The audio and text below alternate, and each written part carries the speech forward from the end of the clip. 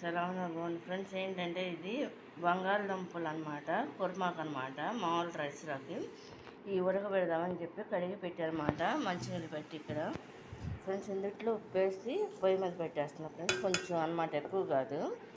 మళ్ళీ కూరలో వేస్తాను. పొయ్యి వెలిగించి ఆన్ చేశాను, మూత పెట్టేస్తున్నాను. ఇది కట్టేశారన్నమాట,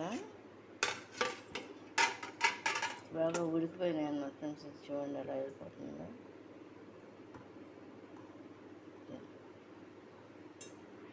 ఫ్రెండ్స్ ఏంటంటే ఇవి ఉడకట్టేస్తాను అనమాట. ఇది ఉలవాలన్నమాట, బంగాళదుంప ఉడకబెట్టేసి జల్లులో పోస్తాను అనమాట వాటర్ అంతా. అంటే మనం దీన్ని ముక్కలు కట్ చేస్తాను అనమాట. ఆనియన్స్ 1, పచ్చిమిరపకాయలు 4, అల్లం వెల్లుల్లిపాయ పేస్టు. ఇది ఏంటంటే ముందు ఆయిల్లో మనం తాలింపు వేసేసుకోవాలన్నమాట, తాలింపు దినుసులతో. అంటే మనం దీన్ని ముక్కలు కట్ చేస్తాను అనమాట. ఆనియన్స్ 1, పచ్చిమిరపకాయలు 4, అల్లం వెల్లుల్లిపాయ పేస్టు. ఇది ఏంటంటే ముందు ఆయిల్లో మనం తాలింపు వేసేసుకోవాలన్నమాట, తాలింపు దినుసులతో. బంగాళదుంప దానికి తాలింపు అనమాట.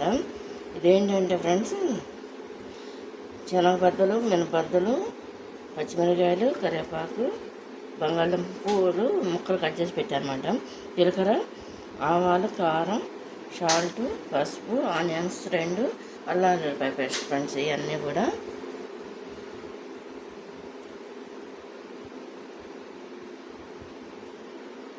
ఇప్పుడు మిక్సీ పట్టుకోవాలన్నమాట. ఆనియన్స్, పచ్చిమిరపకాయలు కలిపి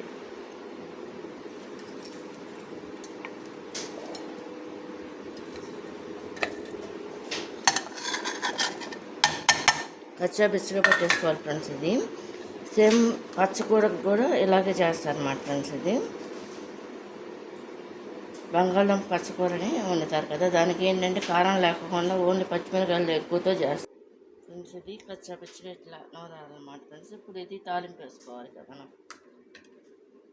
ముందుగా రెడీ పెట్టేసుకున్నాను కదా, 4 స్పూన్లు ఆయిల్ పోసుకోవాలి.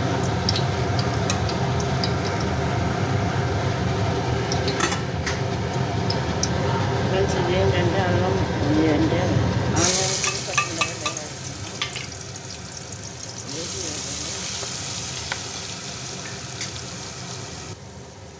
ఇందులో 2 ఎండుమిరపకాయలు, కరివేపాకు,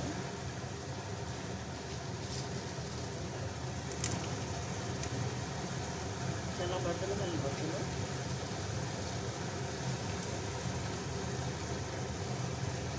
ఆవాలు, జీలకర్ర. ఫ్రెండ్స్ ఇది అటు ఇటు వేపారన్నమాట ఫ్రెండ్స్. ఇది చూడండి ఆయిల్ పైకి వచ్చింది కదా. ఈ ఆనియన్స్ అనేది పచ్చివాసన పోయేంత వరకు.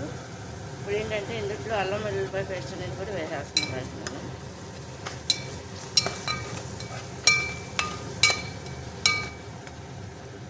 ఇది కూడా పచ్చివాసన పోవాలన్నమాట ఫ్రెండ్స్. ఇది జార్లో కొంచెం వాటర్ పెట్టుకున్నా ఫ్రెండ్స్. మీరు కూడా దీన్ని కలపాలి కదా ఫ్రెండ్స్. ఇందులో ఆలు అనేది వేస్తున్నా, బంగాళదుంప ముక్కలు అనేవి చూడండి.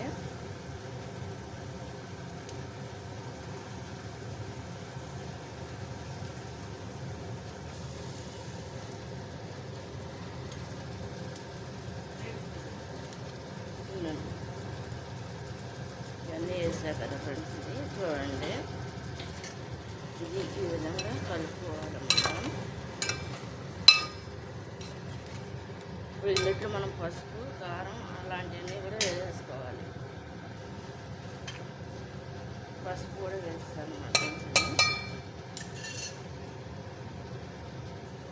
లైట్గా కారం కూడా వేస్తారు, ఎక్కువ కాదు, 1 స్పూన్ సహానికి కారం. సాల్ట్ కూడా కొంచెం తక్కువగానే వేస్తున్నా, తర్వాత చాలా మంది కలుపుకోవచ్చు అన్నమాట. అన్నీ వేస్తాం కదా, అన్నీ ఏదైనా కలుపుకోవాలి.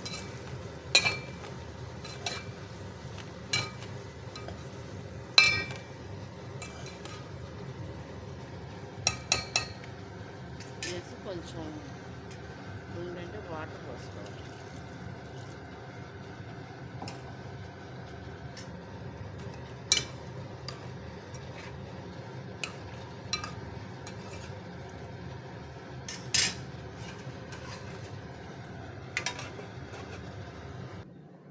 ఫ్రెండ్స్ పెరుగు,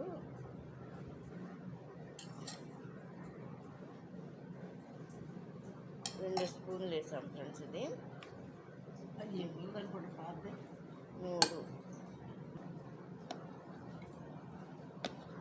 ఇదంతా కూడా మిక్సీ పట్టాలి మా ఫ్రెండ్స్. ఇప్పుడు నేను పడుతున్నాను ఫ్రెండ్స్. ఇదంతా కూడా మిక్సీ పట్టేస్తున్నాం ఫ్రెండ్స్. ఇది మూత పెట్టేసి మిక్సీ పట్టేస్తున్నాం పెరుగు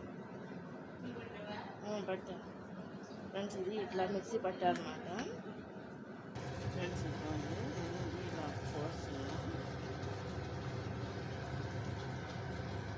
పోసేస్తా ఫ్రెండ్స్. లాస్ట్లో మళ్ళీ కొంచెం వాటర్ పోస్తాను నెప్పి కలిపేసి.